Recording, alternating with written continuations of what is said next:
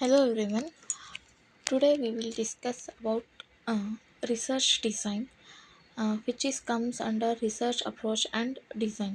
It is one of the important Definition chapter of for 10 research marks. design. Research design is a plan of how, when, where data are to be collected and analyzed. How ಅಂದರೆ ಹೆಂಗೆ, when ಅಂದರೆ ಯಾವಾಗ, wear ಅಂದರೆ ಎಲ್ಲಿ, ಎಲ್ಲಿ ಯಾವಾಗ ಹೆಂಗೆ data collect ಆಗುತ್ತೆ ಮತ್ತು ಅನಲೈಸ್ ಮಾಡೋದನ್ನು ರಿಸರ್ಚ್ ಡಿಸೈನ್ ಅಂತಾರೆ. ಇನ್ನೊಂದು definition or research design is a researcher's overall plan of answering the research question or testing the research hypothesis. Researcher overall plan ಅಂದರೆ ಅವ್ರದ್ದೆಲ್ಲ ಪ್ಲ್ಯಾನ್ ಫಾರ್ ದ ಎದಕ್ಕೆ answering the research ಕ್ವಶನಿಗೆ answer ಮಾಡೋಕ್ಕೋಸ್ಕರ overall plan ಮತ್ತು research hypothesis ಯಾವ ರೀತಿ ಐತೆ ಅಂತೇಳಿ ಟೆಸ್ಟ್ ಮಾಡೋಕ್ಕೆ ರಿಸರ್ಚ್ ಡಿಸೈನ್ನ ಯೂಸ್ ಮಾಡ್ಕೊಂಡು. Element of research design, which are the elements used for the researcher. First one is approach, next population, sample and sampling technique, time, place, source of the data collection, tools and methods of data collection, method of data analysis. These are all important elements for the researcher for the purpose of research. ಎದಕ್ಕಂದ್ರೆ ಈಗ ನೋಡ್ರಿ, ಪ್ರತಿಯೊಂದು ಎಲಿಮೆಂಟಿನೂ important ಆಗುತ್ತೆ. ಇವೆಲ್ಲ element use ಮಾಡ್ದಿರ ನಾವು research ಮಾಡ್ತೀವಿ ಅಂದರೆ ಅದಾಗಲ್ಲ. So ಪ್ರತಿಯೊಂದು ಎಲಿಮೆಂಟು ರಿಸರ್ಚರಿಗೆ ಹೆಲ್ಪ್ ಮಾಡುತ್ತೆ ರಿಸರ್ಚ್ ಮಾಡೋಕ್ಕೆ. Research design is also known as a blueprint that researcher select to carry out their research study. ಇದು ಒಂದು ಬ್ಲೂ ಪ್ರಿಂಟ್ ಅವರಿಗೆ, ರಿಸರ್ಚರಿಗೆ. ಎದಕ್ಕಂದ್ರೆ to carry out the study ಅಂದ್ರೆ ಯಾವ್ಯಾವ ಸ್ಟಡಿ ಕ್ಯಾರಿ ಮಾಡ್ಬೇಕು ಅನ್ನೋದು ಅವ್ರಿಗೆ ಗೊತ್ತಿರ್ತೈತಿ. ಅದನ್ನು ಯಾವ ರೀತಿ ಮಾಡ್ಬೇಕು ಅನ್ನೋದು ಇದನ್ನು ನೋಡಿಕೊಂಡು ಅವರು ಮಾಡ್ತಾರೆ. Sometimes researcher design is use to interchangeably with the term of methodology. ಅಂದ್ರೆ ಇದು ರಿಸರ್ಚ್ ಡಿಸೈನ್ ಯಾವ ರೀತಿ ಯೂಸ್ ಆಗುತ್ತೆ ಅಂದ್ರೆ ಅವರಿಗೆ ಮೆಥಡಾಲಜಿಯಾಗಿ ಯೂಸ್ ಆಗ್ತೈತೆ ಇದು ಫಾರ್ ದ ರಿಸರ್ಚ್. ಅಂದರೆ ರಿಸರ್ಚ್ ಯಾವ ರೀತಿ ಮಾಡ್ಬೇಕು, ಹೆಂಗೆ ಮಾಡ್ಬೇಕು ಅನ್ನೋದು ಈ ಎಲಿಮೆಂಟ್ಸ್ ನೋಡಿ ಅವರು ಇನ್ಕ್ಲೂಡ್ ಮಾಡಿಕೊಂಡು ರಿಸರ್ಚ್ ಮಾಡ್ತಾರೆ. ರಿಸರ್ಚರಿಗೆ ತುಂಬ ಹೆಲ್ಪ್ ಆಗುತ್ತೆ ಇದು. First one is experimental research design. ಅಂದ್ರೆ ರಿಸರ್ಚ್ ಡಿಸೈನ್ ಒಳಗೆ 3 ಟೈಪ್ಸ್ ಅದಾವೆ: experimental research design, non experimental research design ಮತ್ತು quasi experimental research design. First one is experimental research design. It is defined as observation under a control condition. ಅಂದ್ರೆ definition ಏನಂದರೆ, observations ಅಂದರೆ ನಾವೇನೆಲ್ಲ ಇರುತ್ತಲ್ಲ ಅವೆಲ್ಲ control condition ಒಳಗೆ ಇರ್ತೈತಂತ. Then experimental research design are concern with the examination of a effect of independent variable on the dependent variable. ಇಲ್ಲಿ independent variable ಮತ್ತು ಡಿಪೆಂಡೆಂಟ್ ವೇರಿಯೇಬಲ್ನ 2 ವೇರಿಯೇಬಲ್ ತೊಗೋತಾರೆ. ಇಂಡಿಪೆಂಡೆಂಟ್ ವೇರಿಯೇಬಲ್ ಮೇಲೆ ಏನೇ ಎಫೆಕ್ಟ್ ಹಾಕಿದ್ರು ಆ ಡಿಪೆಂಡೆಂಟ್ ವೇರಿಯೇಬಲ್ ಮೇಲೆ ಕಾಣಿಸ್ತಾ ಹೋಗ್ತೈತಿ. ಅಂದರೆ ಫಾರ್ ಎಕ್ಸಾಂಪಲ್ ಇವಾಗ ಇಂಡಿಪೆಂಡೆಂಟ್ ವೇರಿಯೇಬಲ್ನ ಟ್ಯಾಬ್ಲೆಟ್ ಆಗಿ ತೊಗೊಳ್ಳೋಣ, ಡಿಪೆಂಡೆಂಟ್ ವೇರಿಯೇಬಲ್ನ ಪೇಯ್ನ್ ಲೆವೆಲ್ ಅಂತ ತೊಗೊಳ್ಳೋಣ. ದೆನ್ ಇವಾಗ ಇಂಡಿಪೆಂಡೆಂಟ್ ವೇರಿಯೇಬಲ್ನ ನಾವು ಹಾಕ್ದಾಗ ಅಂದರೆ ಪೇಷಂಟ್ಸಿಗೆ ಕೊಟ್ಟಾಗ ಏನಾಗುತ್ತೆ, ಡಿಪೆಂಡೆಂಟ್ ವೇರಿಯೇಬಲ್ ಪೇಯ್ನ್ ರಿಲೀಫ್ ಆಗುತ್ತೆ. ಅದು ಇಲ್ಲೇ ಗೊತ್ತಾಗ್ತದೆ ಡಿಪೆಂಡೆಂಟ್ ವೇರಿಯೇಬಲ್ ಅಂದರೆ ಏನು. Where the independent variable is manipulated through treatment or interventions and effect of these interventions is observed on the dependent variable. ಇಲ್ಲೇ ಇಂಡಿಪೆಂಡೆಂಟ್ ವೇರಿಯೇಬಲ್ ನಾವು ಟ್ಯಾಬ್ಲೆಟು ಟ್ರೀಟ್ಮೆಂಟನ್ನು ತೊಗೊಂಡು ಅದು ಮ್ಯಾನುಪ್ಯುಲೇಟ್ ಮಾಡ್ಬೋದು. ಅದನ್ನು ಟ್ರೀಟ್ಮೆಂಟ್ನ ನಾವು ಚೇಂಜ್ ಮಾಡ್ಬೋದು ಅವ್ರ ಪೇಯ್ನ್ ಮೇಲೆ ಅಥವಾ ಏನಾದರೂ ಡಿಸೀಸ್ ಮೇಲೆ. ಬಟ್ ಅದು ಏನಾಗಿ ಗೊತ್ತಾಗುತ್ತೆ, ಅದು ಯೂಸ್ಫುಲ್ ಅಂತ ಎದ್ರ ಮೇಲೆ ಗೊತ್ತಾಗುತ್ತೆ ಅಂದರೆ ಡಿಪೆಂಡೆಂಟ್ ವೇರಿಯೇಬಲಿಂದ ನಮಗೆ ಗೊತ್ತಾಗ್ತೈತಿ ಇದು ಯೂಸ್ಫುಲ್ಲೋ ಇಲ್ವೋ ಅಂಥೇಳಿ. According to Riley, experimental research design is a powerful design for testing a hypothesis of causal relationship among a variable. According to Riley ಅಂದರೆ ರಿಲೇ ಏನು ಹೇಳ್ತಾನಂತಂದ್ರೆ, ಎಕ್ಸ್ಪೆರಿಮೆಂಟಲ್ ರಿಸರ್ಚ್ ಡಿಸೈನ್ ಅದು ಪವರ್ಫುಲ್ ಡಿಸೈನ್. ಯಾವುದಕ್ಕೆ? ರಿಲೇಷನ್ಶಿಪ್ ಅಮಾಂಗ್ ವೇರಿಯೇಬಲ್ಸ್ ಅಂದರೆ variables ಮತ್ತು ಯಾವ ರೀತಿ relationship ಐತಿ ಅಂಥೇಳಿ ತಿಳ್ಕೊಳ್ಳೋಕೆ ಇದು ಪವರ್ಫುಲ್ ಡಿಸೈನ್ ಅಂತ ಹೇಳ್ತಾನೆ. In nursing it is not generally feasible to conduct a RCT. The nurses primarily depend on the quasi-experimental and non-experimental research design to generate the research evidence. ಅಂದ್ರೆ normal ಆಗಿ ಮೊದಲಿಂದನೇ ಏನು ಬಂದೈತಿ ಅಂದ್ರೆ ಜಾಸ್ತಿ ಕ್ವಾಸಿ ಎಕ್ಸ್ಪೆರಿಮೆಂಟಲ್ ಮತ್ತು ನಾನ್ experimental use ಮಾಡ್ಕೊಂಡು ಬಂದಾರ. ಯಾಕಂದರೆ ಅದು ಸ್ಟಡಿ ಮಾಡೋಕೆ ಈಸಿಯಾಗಿರುತ್ತೆ ಅಂಥೇಳಿ. Next one is characteristics of true experimental research design. True experimental research design ಅಂದರೂ ಒಂದೇ, ಎಕ್ಸ್ಪೆರಿಮೆಂಟಲ್ ರಿಸರ್ಚ್ ಡಿಸೈನ್ ಅಂದರೂ ಒಂದೇ. ಇದು ಕ್ಯಾರೆಕ್ಟರಿಸ್ಟಿಕ್ಸ್ ಅಲ್ಲಿ 3 ಬರ್ತವೆ. ಒಂದು ಮ್ಯಾನುಪ್ಯುಲೇಷನ್ನು, ಇನ್ನೊಂದು ಕಂಟ್ರೋಲ್, ಇನ್ನೊಂದು randomisation. These are the main important characteristics of the experimental research design.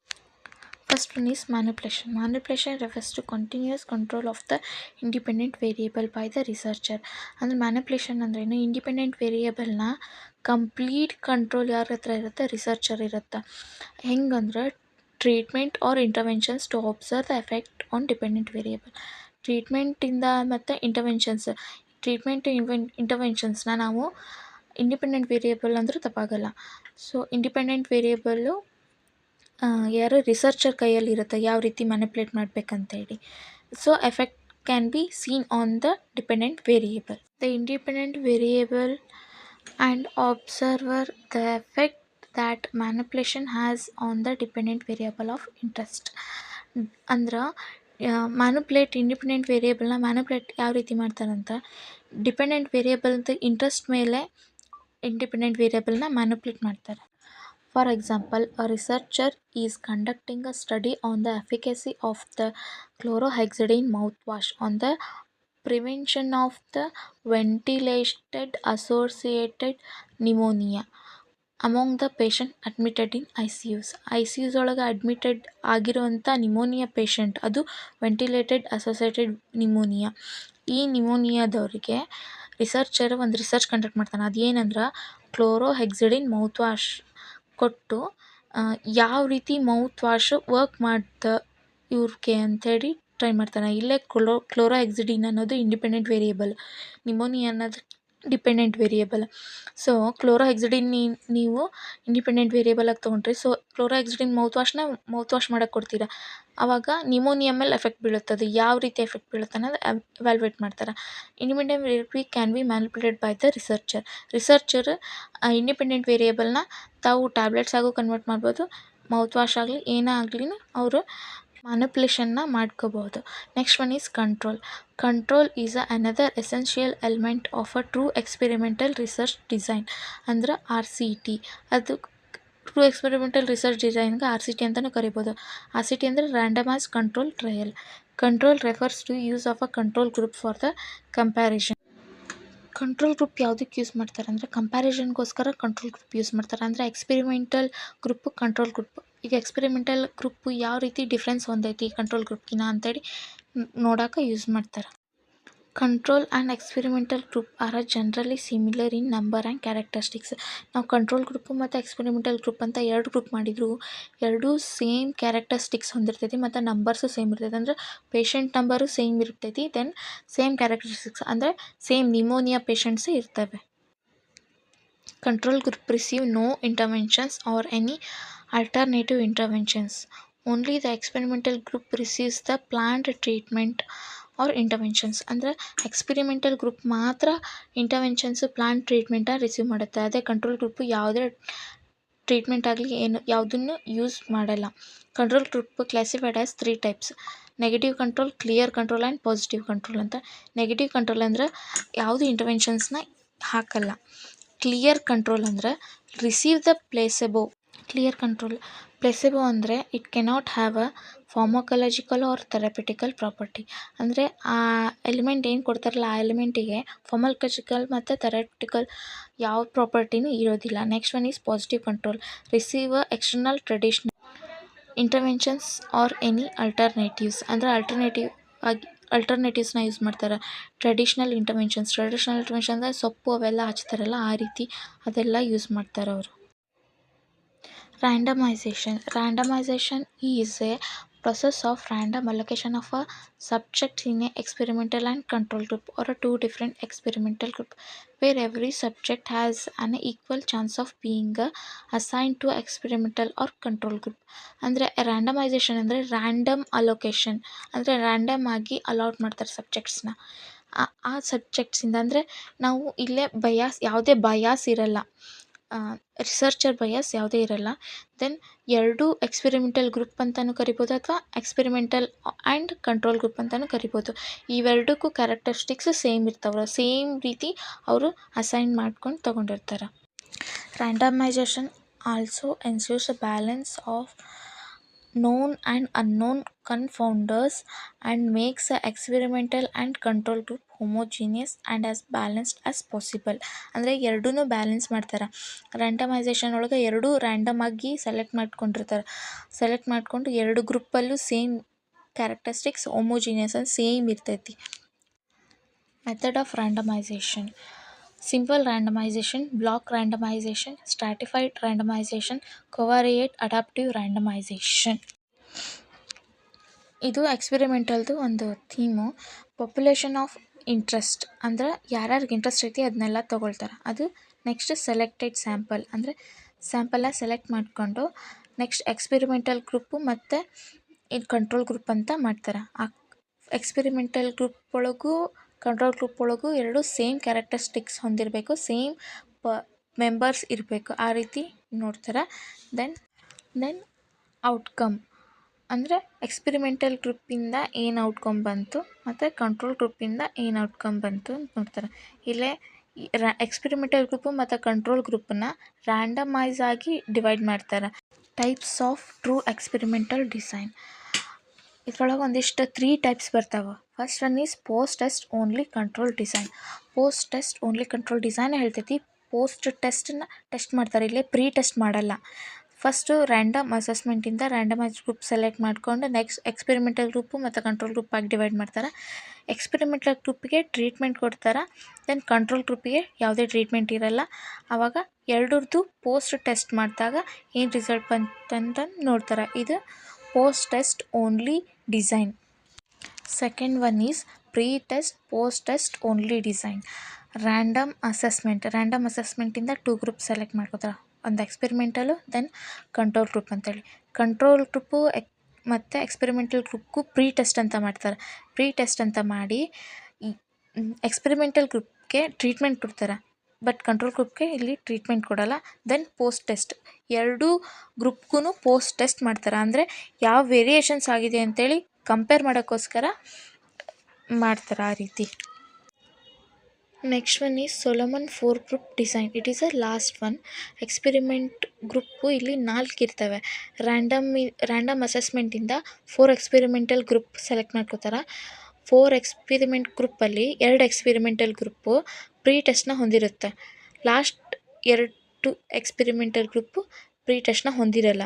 Then 2 treatment ಹೊಂದಿರುತ್ತೆ.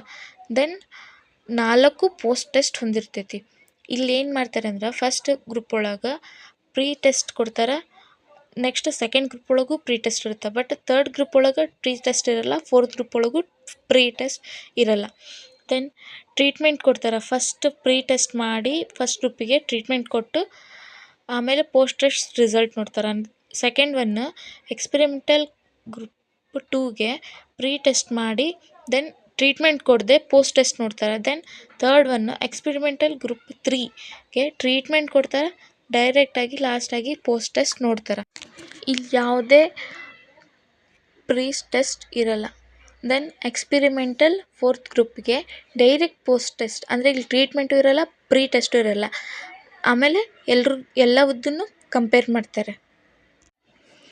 Advantages: most powerful design to establish the causal relationship between the independent and dependent variable. ಇದು powerful design, relationship between independent and dependent variable ಇವೆರಡರ ಮಧ್ಯನೂ relationship ಯಾವ ರೀತಿ ಐತೆ ಅಂತೇಳಿ ನೋಡೋಕೆ powerful design ಇದು. It allows for precise control of variable, ಅಂದ್ರೆ ಕಡಿಮೆ ಕಂಟ್ರೋಲ್ ಇರುತ್ತೆ ಇದರಲ್ಲಿ. Then there is no bias from the researcher, ಅಂದರೆ ಇಲ್ಲಿ ರ್ಯಾಂಡಮ್ ಆಗಿ ಸೆಲೆಕ್ಟ್ ಮಾಡ್ತಾರಲ್ಲ, ಸೊ ಬಯಾಸ್ ಇರೋದಿಲ್ಲ ರಿಸರ್ಚರ್ ಕಡೆಯಿಂದ. Then experiment can be replicated, ಈ ಎಕ್ಸ್ಪೆರಿಮೆಂಟ್ನ ನಾವು ರೆಪ್ಲಿಕೇಟ್ ಮಾಡ್ಬೋದು. Disadvantages, a psychological phenomenon cannot B studied by this method.